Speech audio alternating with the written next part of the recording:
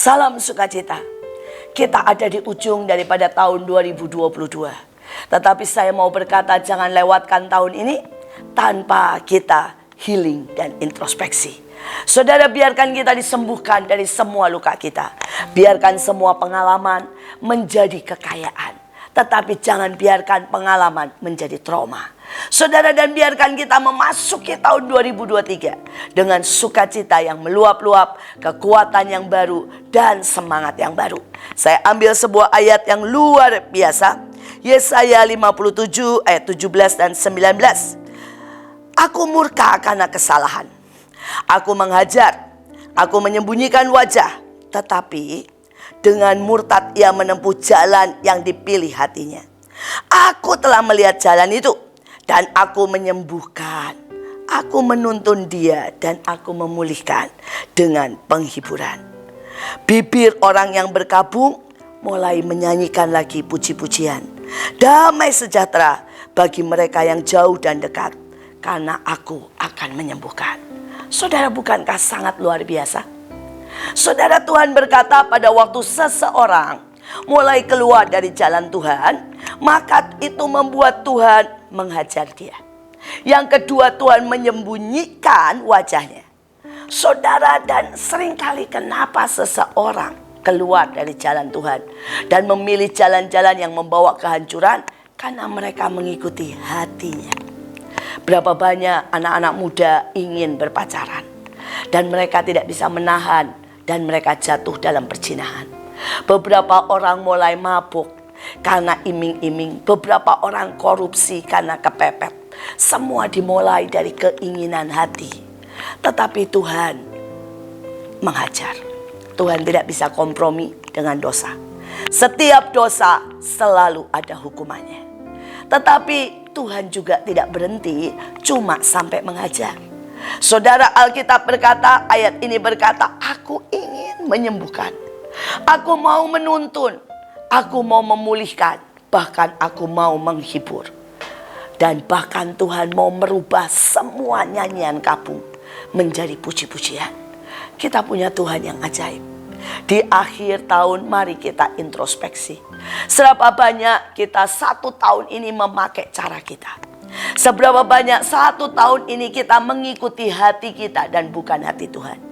Seberapa banyak sepanjang tahun ini kita tidak menyangkal diri, tetapi kita menyangkal Tuhan dan kehendaknya.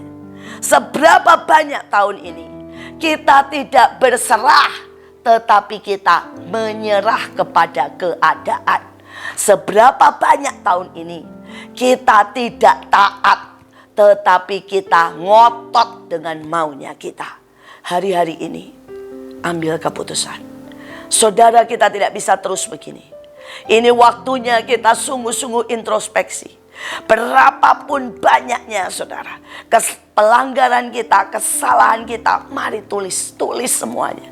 Mari hadapkan kepada Tuhan. Dan mari berkata, Tuhan, biarkan aku mengakhiri tahun ini dengan pertobatan. Dengan berbalik dari jalanku yang salah kepada jalan-jalan yang baru. Saudara, hari itu cucu saya yang baru berusia 2 tahun. Saudara menari dalam kebaktian, bersukacita. Kemudian dia ngantuk, saudara. Dan pada waktu dia ngantuk, dia ambil kasurnya sendiri di tengah-tengah kebaktian. Saudara, dan dia taruh saudara di depan. Saudara, dan dia gelap dan dia mau tidur. Saudara, dan saya lihat itu, saya langsung berkata, no. Tidak ada tidur di kebaktian dan tidak ada tidur di depan. Saudara, dan saya melihat, saudara, ada sebuah sikap yang sangat praktis, saudara.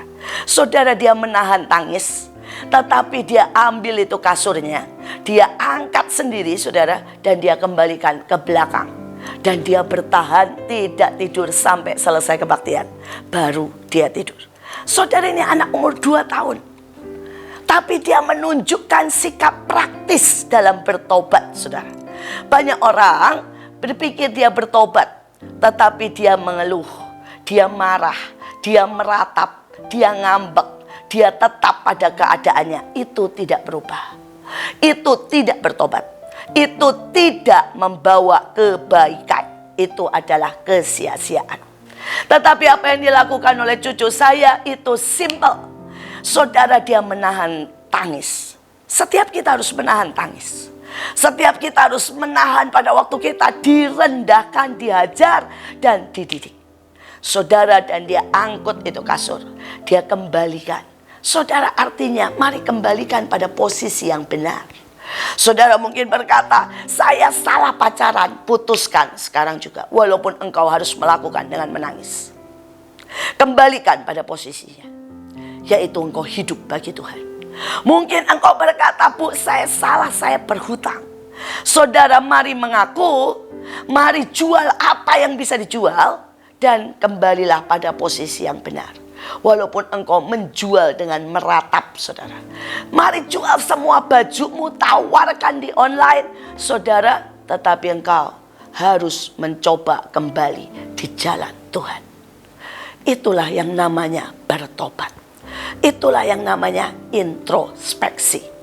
Saudara, tetapi Tuhan tidak mau kita sampai situ. Tuhan ingin memulihkan kita.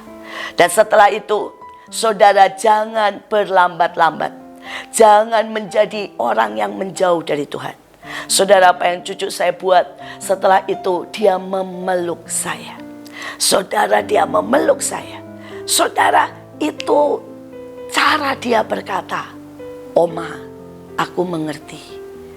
Dia tidak marah dengan saya. Dia tidak lari dari saya. Dia memeluk saya. Saudara, berapa banyak orang pada waktu dihajar Tuhan, dia lari. Kalau saudara ingin dipulihkan, kalau saudara ingin mengalami kemuliaan Tuhan, maka tidak ada jalan lain, mendekatlah. Seperti anak bungsu yang tertatih-tatih, harus kembali kepada bapaknya. Saudara, Tuhan sangat ingin menghibur. Tuhan sangat ingin merubah setiap lagu kabung menjadi lagu puji-pujian. Tapi apakah saudara mau mendekat? Saudara, apakah saudara mau dihibur Tuhan? Apakah saudara mau dipeluk? Apakah saudara mau dipulihkan? Apakah saudara mau disembuhkan? Karena seringkali bukan Tuhan tidak mau, tetapi kita mundur, menjauh, pergi dari hadiratnya. Kita memilih berkumpul dengan orang-orang yang negatif. Kita memilih, saudara, terus berkubang di dalam dosa. Kita memilih untuk terus sakit hati. Dan hari ini sekali lagi, mari rubah. Biarkan hidup kita benar-benar berani untuk mengikuti Tuhan. Saya mengikuti Tuhan 55 tahun. Dan saya tidak pernah melihat Tuhan curang.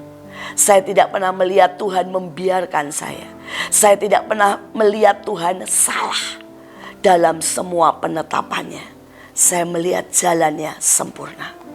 Saudara, ada saat di mana saya harus mengikuti jalannya dengan air mata. Ada saat saya harus mengikuti jalannya dengan kaki yang sepertinya tertusuk duri. Tapi ujungnya tidak pernah menimbulkan kesakitan. Ujungnya menimbulkan kemenangan, kekuatan, lawatan, sukacita, dan keajaiban.